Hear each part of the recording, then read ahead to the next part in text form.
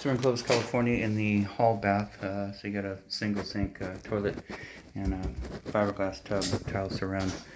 This is a Kohler Cimarron straight out of Home Depot. And what we did first is give you a brand new supply line. So it's a 3/8 by 7/8 by 20 inch braided stainless steel supply line. We do that with all new toilet installations.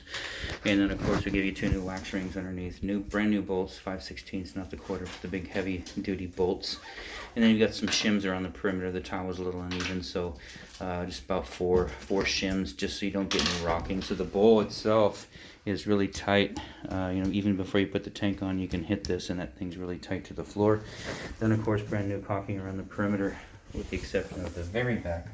We leave that open in the event that you do have some kind of water issues underneath. It'll come out and you can see it readily, as opposed to being sealed completely. So anyway, soft close seat came with it. And we've got it adjusted so it's filling correctly, shutting off correctly, and flushing correctly. Outside of that, this installation is done.